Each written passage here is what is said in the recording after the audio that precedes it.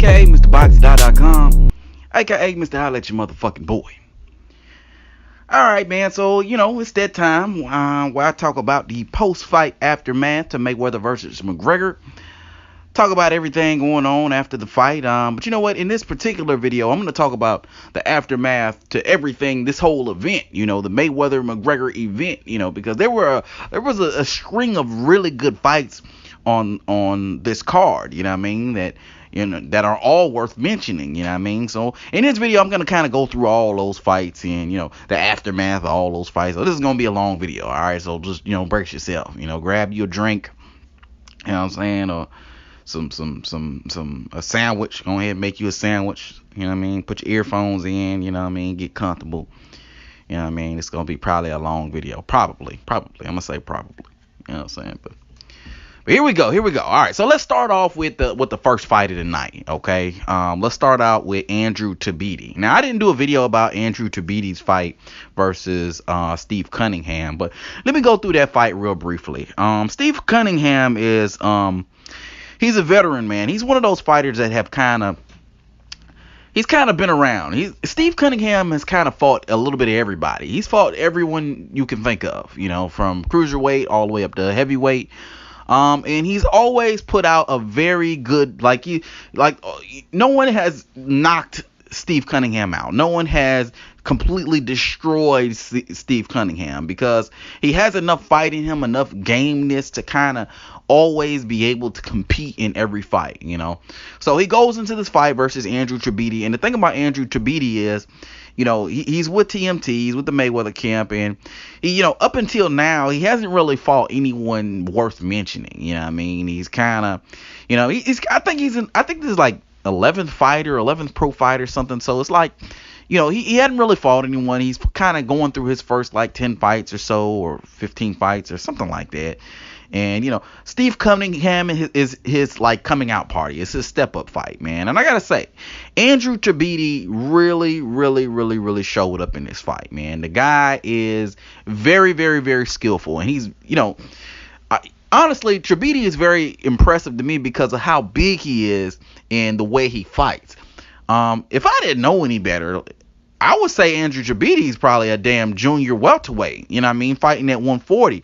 The way how he moves around the ring, the way how he throws his punches, the things that he does in the ring. It's very apparent to me that he has that Floyd Mayweather Sr. as his trainer because he implements a lot of the different techniques and characteristics that you would see out of a early Floyd Mayweather, not the new age money Mayweather, but the pretty boy Floyd Mayweather. So I really think very highly of Andrew Tobe. I think he's a really solid fighter. He was in there with someone who was really tough, Steve Cunningham. Like I mentioned earlier, he's someone who has never really been dominated. Anytime he gets in the ring with someone, it's always an awkward, tough fight for whoever he's fighting. So for Andrew Tobe to go in there and just simply dominate this guy, just simply outbox the shit out of him, and that's pretty much what happened. Andrew Tobe outboxed the shit out of this guy, throwing combinations, giving him angles, pumping that jab in his face, doing all kinds of things to just throw him the fuck off. It was just that kind of thing. So, Andrew Tobe looked really good. Now that he's gotten past Steve Cunningham, I think that kind of opens up the doors for him a little bit. He's at a weight division that is very... it's very iffy, man. Cruiserweight, there's no one really at cruiserweight motherfuckers really care about, honestly. You got Marco Huck there, you got a few other guys at cruiserweight, a few Russian guys that are, good competition, but ultimately, there's no one of real note at cruiserweight. So I think Andrew Tobe, given that situation, he could really go into cruiserweight and really take all the way over. I think that his talent would be better served at either light heavy if he went down light heavy, or even 168. I don't know if he could do that. He looked like he's a little bit too small for heavyweight, but at cruiserweight, man, he, like I mentioned, the division is wide open. I think Andrew Tribidi can definitely come in there and really make some waves there, and possibly even become undisputed in that division. Division, like I said, is wide open. You got Marco Huck, you got the guy who beat Marco Huck, the Russian guy, or from Ukraine, or I'm not sure where he's from. You got those guys dominating the division. Andrew Tribidi, with his skill set, with his range, with his, all the different things that he brings to the table, he could easily come in there and take over. So I see that for Tribidi. He's probably not going to get a shot against any of those top guys early on like that. But, I could see him, getting there really soon and, taking over. All right. So with all that being said, on to the next fight of the night. Some aftermath. All right. The next fight was Badou Jack versus Nathan Cleverly. So, like, in this particular fight, Badou Jack dominated the shit out of Nathan Cleverly. And I did a video about this. That was like my last video. I did a video about Badou Jack and Nathan Cleverly. Badou Jack is really it's like sky's the limit for him. He's at 175. There are guys at the division, which I might add, he called out. You got Andre Ward, you got Adonis Stevenson, you got Sergey Kovalev, who's still out there. You got Artur Beterbiev. You got a bunch of these guys at 175. You got, what's the guy's name? I can't think of his name right now. But you got a bunch of guys at 175 who want smoke, who are fighting, who are good, who are noteworthy. And, Badou Jack, who just dominated Nathan Cleverly, he's pretty much open to fight. Oh, Joe Smith Jr., that's what I was thinking about. He's pretty much open to fight any of those guys. Given the fact that Badou Jack was a champ at 168, that does kind of put him right in line for title contention at 175. Not only that, but after this win over Nathan Cleverly, he is now the WBA regular champ. So, as for who I think Jack should fight next, I think I said it in my last video. I want him to go after Adonis Stevenson. I think that is a really, really, really good fight. I really love the idea of that fight. I really, really love the idea of that fight. Badou Jack versus Adonis Stevenson. I think the stylistic clash in itself is just beautiful to talk about. Adonis Stevenson is going to be looking to maintain distance. He's going to be looking to pot shot with that left hand and use that left hand in different ways. And Badou Jack's going to be looking to close a different distance, get on the inside, block a lot of those left hands and that sort of thing. And I think that Badou Jack has the skill set to be able to pull that off, man. I think that Badou Jack, his defense is really improving. He's getting really good at timing shots coming in, getting under punches, working on the inside.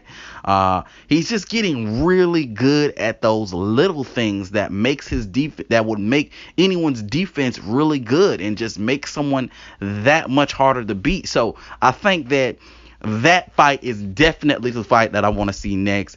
Badou Jack versus Adonis Stevenson. Make that fight happen. If Jack can get past Stevenson, then that sets up a big Ward versus Jack fight, which I also think will be very entertaining, to say the least. That's saying that Andre Ward is looking to do that, because we don't know. Ward is talking about going up to heavyweight, fighting all kinds of people. So we don't know what the fuck is going on with Ward, but I think that Stevenson Jack matchup should be next. Maybe Jack can take a fight in between that fight, but I think that should be the next big fight for Badou Jack. I think that sets up the division very nicely.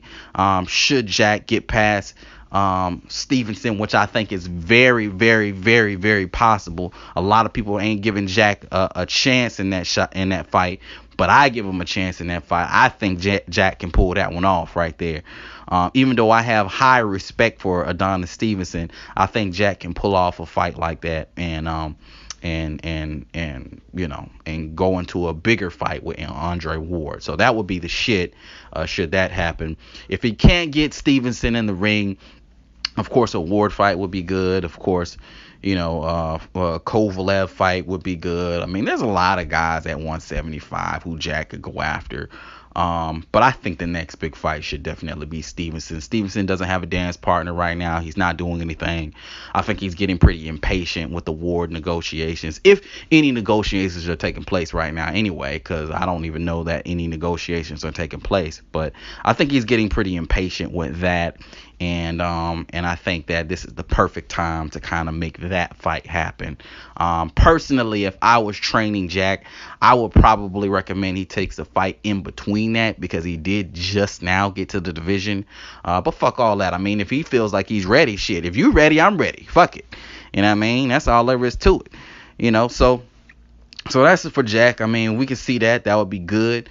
As for the next fight, Gervonta Tank Davis, and I talked about this fight. I did a video. For more info on the video, you go ahead and check out that video. Tank, man, Tank to me looked very lackluster in his performance versus Fonseca. I think Tank needed to, I don't know what happened in this particular camp. But whatever happened, he needs to prevent that from happening ever again, you know what I mean, and make his adjustments and move forward. As for what I think he should do next, there are some people at 130. He mentioned in his post-fight interview that he wanted to, stay at 130. You know what I mean, and make moves that way. I think that that's probably the best option for him. I don't think he should just move up to 135. I mean, certainly he could do that, but I think he should focus on staying at 130 and getting that belt back like he said he wanted to do, and possibly even unifying some of those belts down there at 130. I mean, because again, man, this undisputed thing is real important, man. We don't know if you're the best at 130. I think that you should prove that you're the best at 130 before moving up to 135. You know what I mean? And and et cetera, et cetera, et cetera. You know what I mean? So I think that Tank, his next big fight should be some sort of unification at 130. Fonseca wants a rematch, but fuck him. You know what I mean? He got knocked out. He tried to lay on the ground, all bitch made like, and avoid actually fighting and getting up, because he could have got up, man. All that shit, that kicking on the ground and all that stupid shit. You know what I mean? You know what? Honestly, you know what? He was hurt. He was hurt, but not hurt from that hit in the back of the head, man. I don't care what nobody says. The only reason that Gervonta Davis's glove even touched the back of that man's head is because the man was on his way down as Gervonta was swinging. You know what I mean? He missed the punch, the side of the head, because the man was on his way down. Okay? That's the only reason that even happened. But ultimately, man, Fonseca lost. Tank needs to move on to bigger and better things. There's Tevin Farmer out there. That fight, we were looking forward to having that fight happen on this card. But that fight fell through. Orlando Salido's out there too. I think those are very good fights for Tank. This Fonseca fight certainly doesn't prove much for Tank. But a win over any of those two guys would be really good. The thing about it is, man, if he fought Tevin Farmer the way he fought Fonseca tonight, man, I don't know that he beats Tevin Farmer. So Tank really needs to step it up in this next fight. I don't like saying step it up. It's kind of fucked up. But Tank really needs to, whatever happened in training camp, he needs to make some adjustments and kick it into high gear for this next fight, especially if it's a big fight versus someone like a Tevin Farmer or Orlando Salido, who will be mauling him all night. You know what I mean? Fonseca was kind of busy in his fight. If Fonseca had been a little bit more aggressive, he would have been able to do a little bit more damage versus Tank. Now, I'm not saying he would have won or anything like that. No crazy shit like that, but he certainly would have been much more effective, and he certainly could have made the fight drag on a little bit longer, and he certainly would have been able to garner maybe some sort of merit in this fight other than bitch-ass-tasticness. I couldn't even come up with a word, but you get what I'm trying to say, man, So that's that, when it comes to Gervonta versus Tank. Now on to the main event, man. Mayweather versus McGregor, man. Let's talk about some of the aftermath from that fight. Floyd Mayweather knocked out Conor McGregor in, I think, round 10. It was a 10th round stoppage. In what was a very entertaining fight. I think the aftermath for both of these fighters is pretty promising. Honestly speaking, Mayweather, the aftermath from him is just figuring out what to do after boxing, you know what I mean? And he already has Mayweather Promotions. He already has rap labels. He already has different fighters that he works with. I think he needs to focus on that. I don't think that fighting anymore is what he should be doing. Um, did Mayweather have a good performance versus McGregor? Absolutely. Do you see the deterioration? Yes, you do. He didn't look as fast as he's looked before in the past. He didn't look as strong as he looked before in the past. He didn't look as sharp before as he looked before in the past. So you know what I mean? It's, and you know what? And it might just be a result of him just, you know, um, just being rusty, because he hasn't fought in 2 years. I mean, anyone who's off for 2 years, who hasn't fought in 2 years, and they jump into a world-class championship fight, they're not going to be at their A game. They're probably going to be at their C game because they're not active. You know what I mean? So for him to jump into the ring after a 2-year layoff from fighting, and then on top of that, you're 40 years old. I mean, that's kind of like culture shock. You know what I mean? So I think unless Mayweather is going to make a decision to fight consistently at this point, because I still believe he can fight, but I don't believe that he should be taking long layoffs and things like this if he's going to continue to fight, not at this age.